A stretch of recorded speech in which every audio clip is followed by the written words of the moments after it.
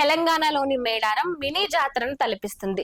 ఇప్పటికే జాతర ప్రారంభం కాకపోయినప్పటికీ ఎంతో మంది ప్రజలు, ఇటు ముఖ్యంగా నలుమూలల నుంచి ఎంతో మంది ప్రజలు అక్కడ సమ్మక్క సారలమ్మలను దర్శించుకోవడానికి, వనదేవతలను దర్శించుకోవడానికి భారీ ఎత్తున బారులు కట్టారు. ఇక ఇప్పటికే మేడారం పెద్ద జాతరలా తలపిస్తుంది. ఇక ఇప్పటికే అక్కడికి చేరి ఎంతో మంది తమ మొక్కులను చెల్లించుకుంటున్నారు.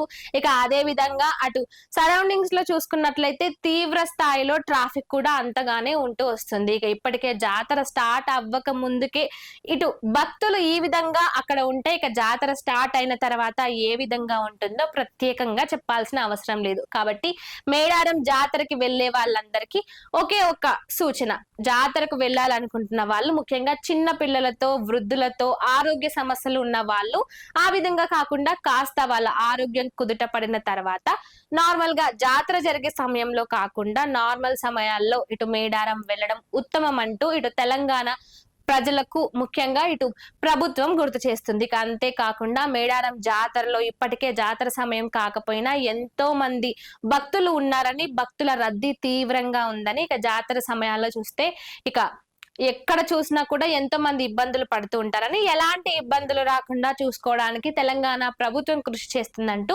తెలంగాణ ప్రభుత్వానికి సంబంధించిన వాళ్ళు చెప్తున్నారు. ఇక మీరు వెళ్ళాలనుకుంటే జాగ్రత్తగా